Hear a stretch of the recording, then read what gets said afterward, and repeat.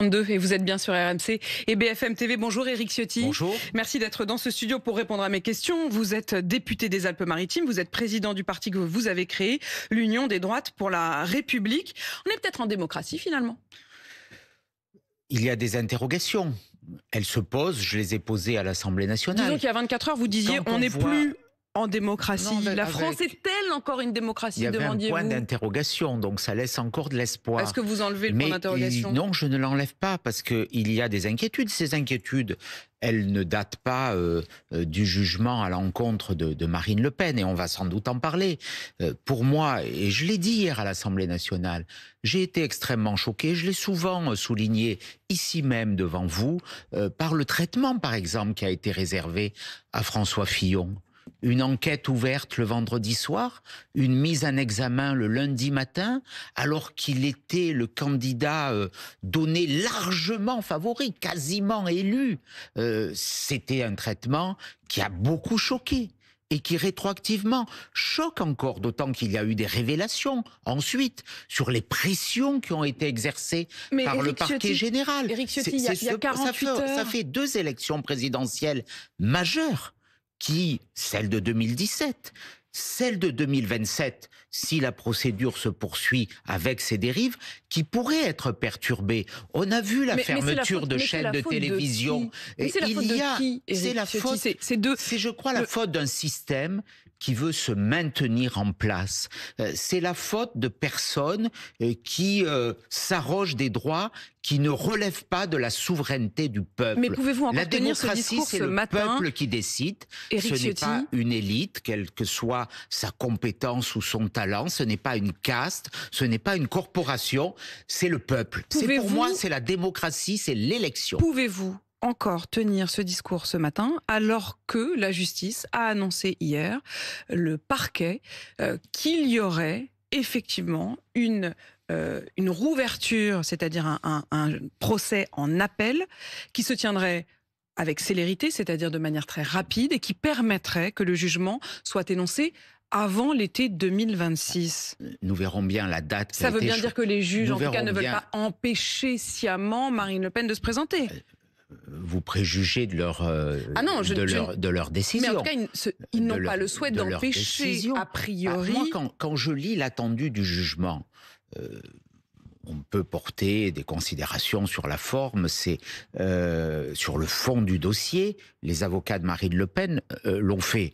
Je ne suis pas avocat, je suis élu, je suis parlementaire. Quand je vois que les motivations quant à l'application de l'exécution provisoire, qui est une infamie, qui prive un justiciable de la possibilité d'une voie de recours effective.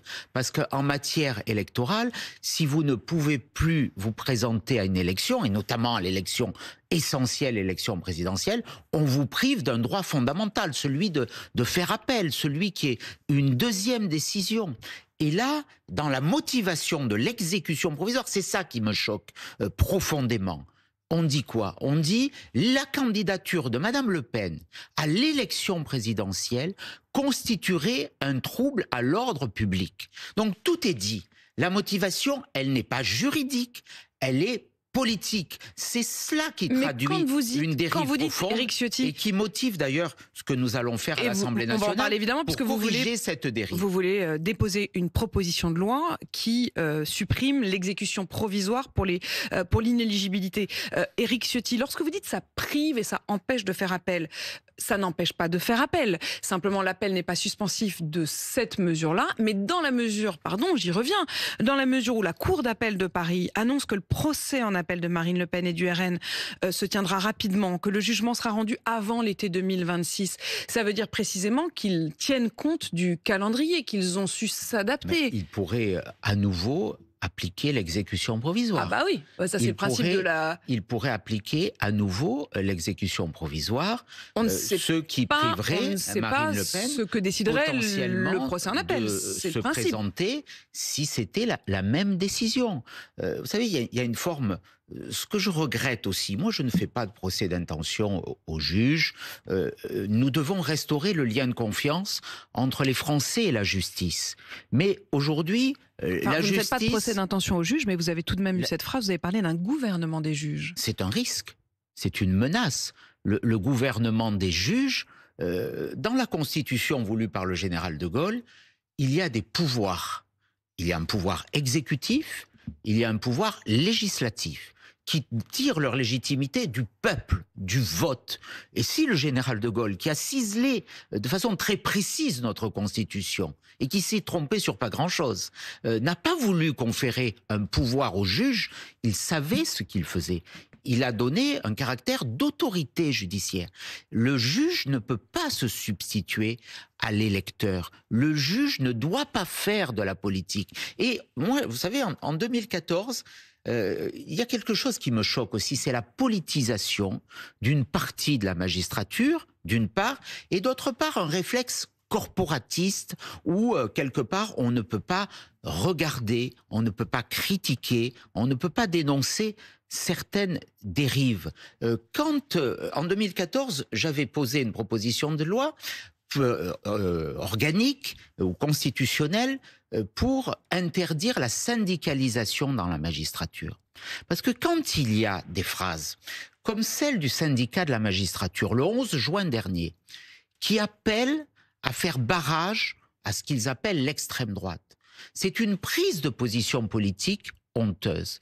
Quand Éric Dupond-Moretti, vous ne pouvez pas ancien penser ministre que de la Justice, c'est un ami politique, est nommé, et que l'Union syndicale de la magistrature dit c'est une déclaration de guerre, nous ne laisserons pas faire. Ça veut dire qu'un syndicat choisit qui doit être son ministre, qu'un syndicat veut choisir qui est président de la République.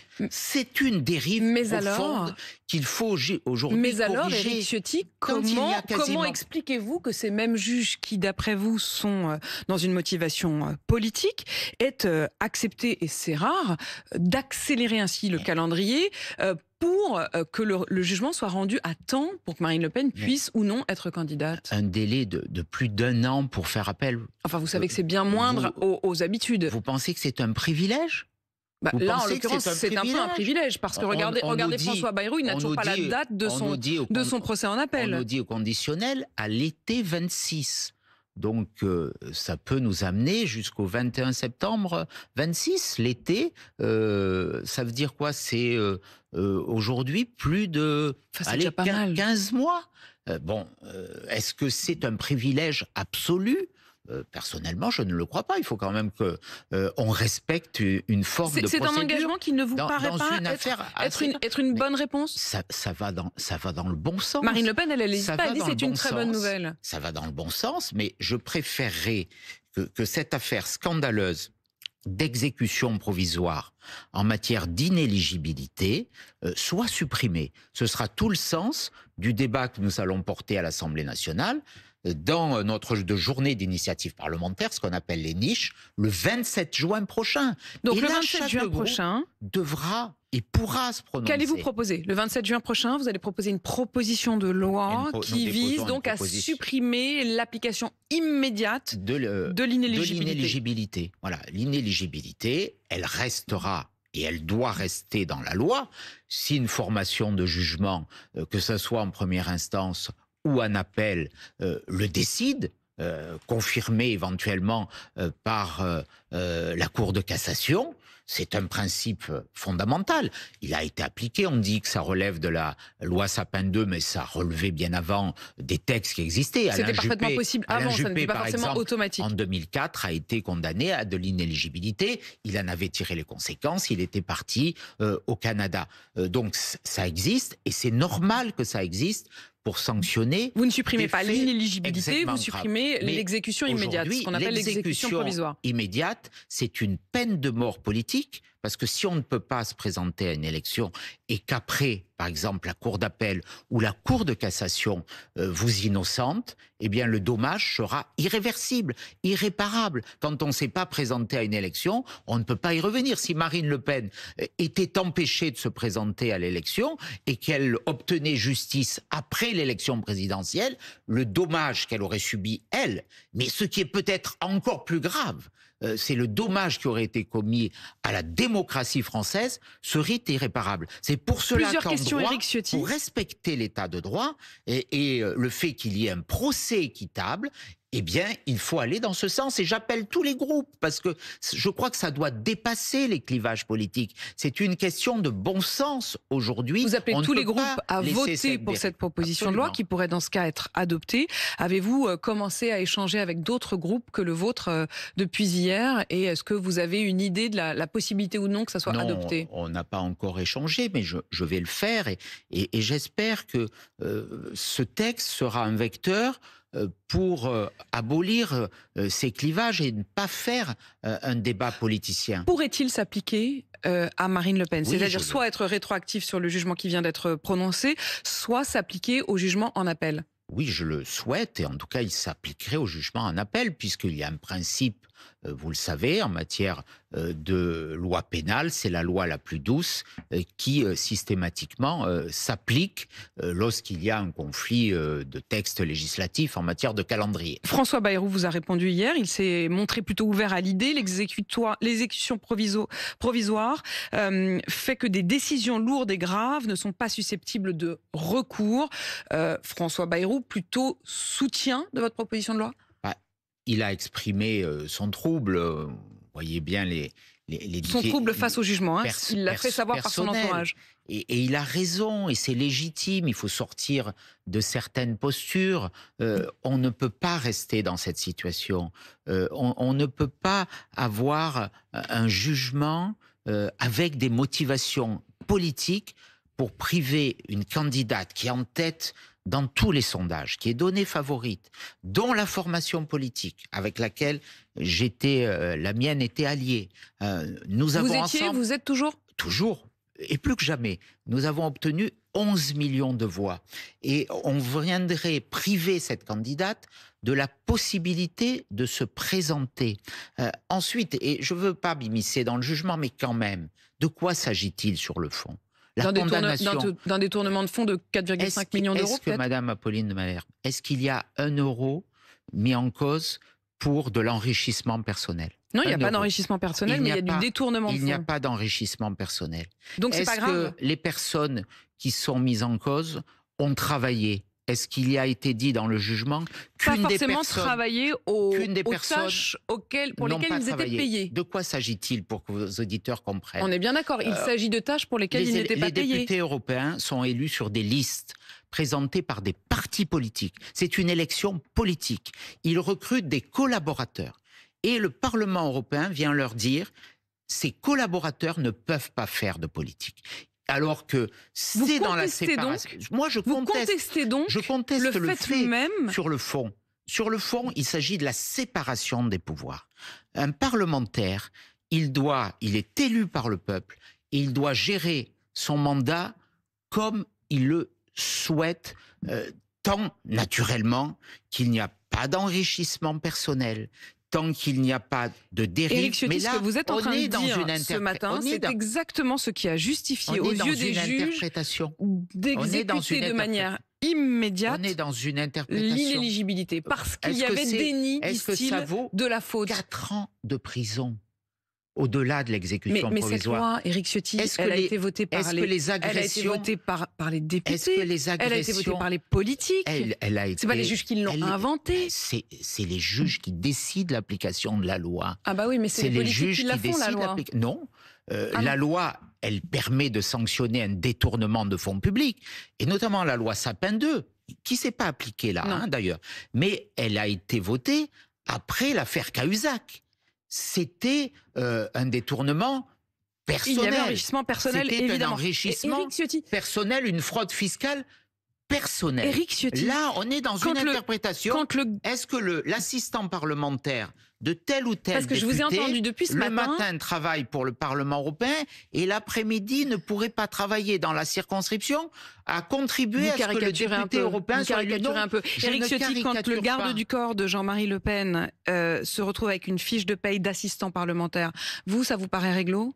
Mais il peut y avoir des interprétations. Ah oui. Il peut y avoir des interprétations. Il peut participer au travail du parlementaire parce que il faut se faire élire. Non, parce aussi. que depuis 8h32, je vous ai entendu Éric Ciotti dire, je ne sais même pas combien de fois, le mot choqué. Extrêmement choqué, très choqué, super choqué. Mais alors ça, par contre, ça vous choque pas? On n'est pas des technocrates nommés. On n'est pas des fonctionnaires de Bruxelles. On est élus par le peuple.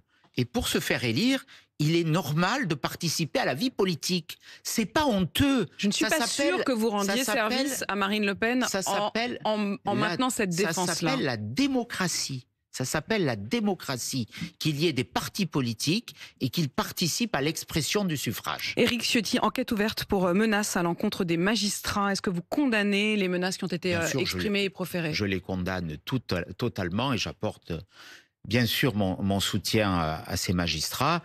Et j'espère que les auteurs de ces infamies seront sanctionnés et le plus lourdement possible. Et eux, ils méritent des sanctions, comme les trafiquants de drogue, qui ont très rarement la lourdeur des peines qui ont été prononcées. Il faudrait qu'on retrouve un peu le sens de l'équilibre et du bon sens. Ce qui inquiète les citoyens français, c'est la violence dans la rue, c'est la gangrène du trafic de drogue. Et là, il y a un sentiment de façon globale d'impunité qui se propage. Donc retrouvons le sens de la hiérarchie des valeurs et des peines. Éric Ciotti, reprise du dialogue entre la France et l'Algérie. Le président de la République qui dit avoir eu un long échange avec le président Tebboune. Jean-Noël Barrot, le ministre des Affaires étrangères, se rendra à Alger le 6 avril. Gérald Darmanin également pour reprendre le dialogue sur la question aussi de l'application des peines de justice. Est-ce que c'est une bonne nouvelle ? Manifestement, dans ces déplacements, il y a un absent. Vous l'avez noté, c'est M. Retailleau. Ça veut dire que nous sommes dans la continuité de l'humiliation dont parlait M. Retailleau. Si ce n'est que désormais, c'est lui qui subit cette humiliation. La France s'est couchée. La France est couchée devant le diktat algérien. M. Boualem Sansal est toujours pris en otage par l'État algérien. Nous délivrons toujours des visas aux Algériens et les Algériens ne reprennent toujours pas les OQTF. Je ne comprends pas cette faiblesse coupable à l'endroit de l'Algérie. Et si ce dialogue c'est humiliant pour notre pays. Et si ce dialogue permettait précisément de pouvoir libérer Boualem Sansal, est-ce que vous l'applaudirez ? Je souhaite, bien sûr, et ardemment, et nous nous battons pour, on a posé beaucoup de questions à l'Assemblée nationale pour cela, la libération de Boualem Sansal. C'est un otage aujourd'hui. C'est un otage. Mais ceux qui prennent des otages sont des États dictatoriaux, sont des États voyous. Et céder à ce chantage, je le redis, est une forme d'humiliation pour notre pays. Et j'avoue, et encore plus pour le ministre de l'Intérieur qui avait donné des coups de menton et qui aujourd'hui se tait, ne dit plus rien. Il a perdu les arbitrages, il a perdu la bataille. Qu'est-ce que ça dit ? Ça dit qu'aujourd'hui, ce gouvernement est dirigé toujours par M. Macron, que c'est un gouvernement macroniste et que mes amis de LR qui se sont fourvoyés dans cette alliance avec les macronistes, se sont trompés. Et qu'ils auraient mieux fait de me suivre dans une vraie alliance à droite, parce que si nous étions au pouvoir dans cette alliance, jamais nous n'aurions accepté cette humiliation algérienne. Éric Ciotti, François Bayrou, qui dit qu'il ne faut pas stigmatiser nos 9 millions de compatriotes musulmans et qui donc estime qu'il n'y a pas forcément d'urgence à reprendre à l'Assemblée nationale la loi adoptée au Sénat sur l'interdiction des signes religieux et notamment du voile dans les compétitions sportives. Est-ce que vous l'entendez ? C'est une forme de lâcheté à nouveau. Chacun a droit à croire et à prier pour le Dieu qu'il souhaite. Et je dis mon respect pour toutes les religions, et y compris pour la religion musulmane. Je ne fais pas partie de ceux qui disent que la religion musulmane est contraire aux principes de la République. Je ne dirai jamais cela et je respecte toutes les religions. Mais il y a aujourd'hui, on le voit bien, des avancées qui sont celles de l'islam politique, qui sont celles de la conquête des âmes et des territoires, que nous ne pouvons pas accepter. Ces accommodements raisonnables dont parlait Édouard Philippe, qui sont en fait de vraies lâchetés, qui sont le parcours que Michel Houellebecq décrivait dans Soumission, eh bien, il commence par là. Donc, pas de voile dans le sport. jamais. Nous devons respecter ces principes de laïcité. Et il faut le faire. Et ne pas légiférer, oui, c'est faire preuve de lâcheté. Merci Éric Ciotti d'avoir répondu à mes questions ce matin. Éric Ciotti, donc député des Alpes-Maritimes et à la tête de l'Union des droites pour la République. Il est 8h52 sur RMC et BFM TV.